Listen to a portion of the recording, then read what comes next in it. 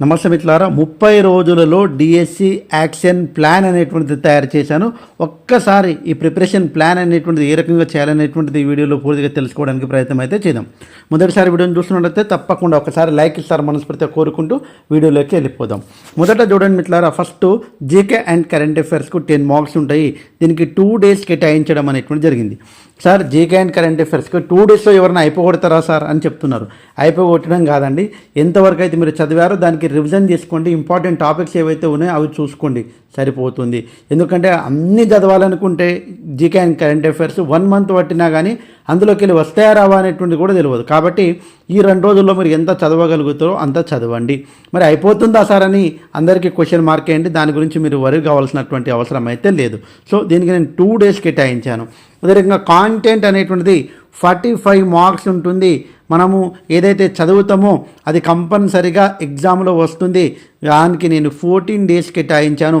14 days అనేటువంటిది చాలా తక్కువ అయినా సరే దాని అంతేందో చూడాలి అన్నట్టుగా చదివితేనే మనము కాంటెంట్ని అయిపోగొట్టగలము.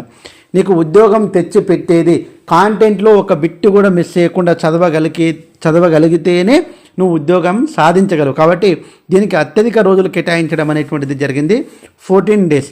ఇంకా ఇలాగే ఉండాలి టైం టేబుల్ అని ఏం లేదు. నేను ఒక ప్రణాళిక వేశాను. ఆ రకంగా మీకు అనుకూలంగా ఒక్కొక్క సబ్జెక్టు మీకు ఒక్కో రకంగా, మళ్ళీ కాంటెంట్లో దేనికి ఎట్లా కేటాయించుకోవాలనేటువంటిది అది మీ ఇష్టము. ఎందుకంటే ఎస్జిటిలో మీకు ఒకరికి మ్యాథ్స్ ఈజీ ఉంటుంది, ఒకరికేమో తెలుగు ఈజీ ఉంటుంది, ఒకరికేమో సోషల్ ఈజీ ఉంటుంది. అట్లా మీ ఇష్టం అన్నట్టు. కాబట్టి ఒక్కసారి మీరు ఆలోచించి దీనికి 14 డేస్లో అయిపోగొట్టడం అనేటువంటిది ప్రయత్నం చేయాలండి. తర్వాత మెథడ్స్ అనేటువంటిది కామన్గా మనందరికీ తెలుసు అండి. మెథడ్స్లో చాలా ఇంపార్టెంట్ ఏంటంటే మనందరికీ తెలుసు 15 మార్క్స్ ఉంటుంది. దానికి 5 డేస్లో అయిపోగొట్టాలి. 15 మార్క్స్ 5 డేస్లో అయిపోతాయా సార్ అంటే అయిపోగొట్టాలి అంతే. ఇంకా ఎందుకంటే ఇక్కడ ఉన్నదే 30 డేస్. 30 డేస్లో మనకి రివిజన్ చేయడానికే సరిపోతలేదు. మళ్ళీ మనము దానికి అయిపోతుందా సార్ అని ఆలోచించే లోపే నువ్వు ఇలాగే ఆలోచిస్తుంటే నోటిఫికేషన్ వచ్చేసింది, అదేవిధంగా ఎగ్జామ్ డేట్ అనౌన్స్ చేసేసారు. ఇంకా నువ్వు ఆలోచించుకుంటూ ఉంటే ఎగ్జామ్ కూడా అయిపోతుంది, ఎగ్జామ్కి సంబంధించినటువంటి రిజల్ట్ కూడా వస్తారు. ఇంకా నువ్వు ఆలోచించుకుంటూనే ఉంటావు. ప్రాక్టికల్గా ఆలోచన చేయి. ప్రాక్టికల్గానే నువ్వు బుక్ ముందర పెట్టుకొని చదువుకుంటూ పోవాల్సిందే. అది ప్రణాళికబద్ధంగా చదివితేనే మనం ఏదైనా సాధించగలము. కాబట్టి ఇప్పుడున్నటువంటి ఈ సమయంతో సమరం చేస్తేనే నువ్వు అనుకున్నది సాధించగలవు మిత్రమా. కాబట్టి ప్లాన్ చేయి, ప్రిపేర్గా ప్రాక్టీస్ చేయి. ప్రజెంటేషన్ అనేటువంటిది ఉంటే పక్కా నీకు జాబ్ వస్తుంది. కాబట్టి మెథడ్కు 5 డేస్ అనేటువంటిది కేటాయించడం జరిగింది. నెక్స్ట్ పర్స్పెక్టివ్ అండ్ ఎడ్యుకేషన్ అనేటువంటిది 5 మార్క్స్ ఉంటుంది.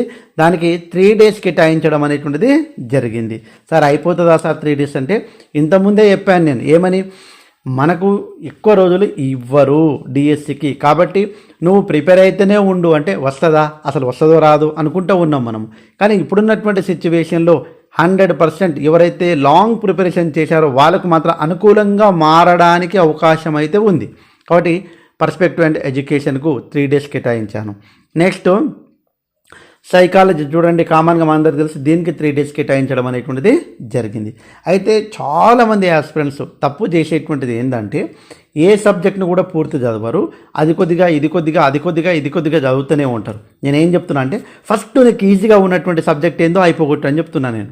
ఆ అయిపోగొట్టిన తర్వాత కొద్దిగా హార్డ్గా ఉన్నటువంటి సబ్జెక్ట్స్ను కొద్దిగా టైం అనేటువంటిది నీకు ఎక్కువ ఇంట్రెస్ట్ ఉన్నప్పుడు దానిపైన ఫోకస్ పెట్టు. దానిపైన కొద్దిగా మనం ప్రాక్టీస్ బిట్స్ ఎక్కువ చేస్తే దాంట్లో పట్టు సాధించగలం. కాబట్టి ఈ రకంగా మనం ప్రాక్టీస్ అనేటువంటిది చెయ్యాలి. మెయిన్గా ఇంకా రివిజన్ టెస్ట్ చూడండి, కామన్గా practice test 2 days 4 grand test రాయాలి అనేటువంటిది చెప్తున్నా. 2 డేస్లో 4 గ్రాండ్ టెస్ట్ వీలవుతుందా సార్ అంటే వీలవుతుంది, తప్పకుండా అవుతుందండి. ఎందుకు కాదు చెప్పండి. కాబట్టి 100% 1కి 2 సార్లు అయితే మీరు చూడాల్సిందే. ఇప్పుడు ఇది మొత్తం కలిపితే మనకి ఇక్కడ 27 డేస్ అవుతుంది. తర్వాత ఈ 2 డేస్ 28, 29 డేస్ అవుతుంది. ఇక్కడితోటి కలుపుకుంటే ఇంకా 1 డే ఉంటుంది. అంటే ఈ 2 డేస్లో 4 గ్రాండ్ టెస్ట్ అంటే ఉదయం ఒక గ్రాండ్ టెస్ట్, ఈవినింగ్ ఒక గ్రాండ్ టెస్ట్. మళ్ళీ మధ్యలో ఉన్నటువంటి టైం అనేటువంటిది ఆ గ్రాండ్ టెస్ట్లో మనం ఏం రాశామో, ఎక్కడ మనకు సెల్ఫ్ అసెస్మెంట్ చేసుకోవాలి, ఎక్కడ వీక్నెస్ ఉన్నామో అది చదవాలి. ఓకే, అలా అది కూడా రివిజన్ అవుతుంది. దీంతోపాటు నెక్స్ట్ 1 డే చివరికి ఇంకో రోజు ఉంటుంది. అది మొత్తం సబ్జెక్టు రివిజన్ చేయడానికి, ఎగ్జామ్కు ముందు రోజు ఒక రోజు మొత్తం రివిజన్ చేయడానికి పనికి రావాలి. ఈ రకంగా 30 డేస్ అనేటువంటిది మనం ప్రాక్టీస్ చేస్తే, చాలామంది గ్రాండ్ టెస్టులు అవసరమా, టైం లేదు కదా, టైం వేస్ట్ అనుకుంటాం.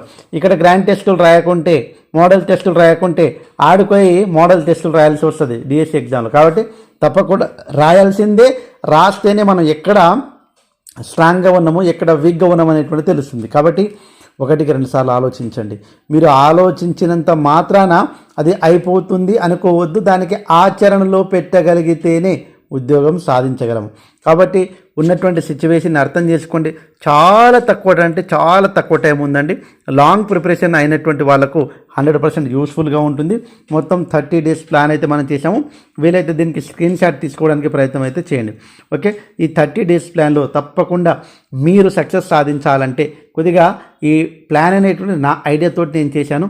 వీలైతే తప్పకుండా మన వీడియోను ఒకసారి లైక్ ఇవ్వండి, అదేవిధంగా సబ్స్క్రైబ్ చేసుకుంటారు మనస్ఫూర్తిగా కోరుకుంటూ ముగిస్తున్నాను. జై హింద్. Thanks for watching. All the best. Bye. See you.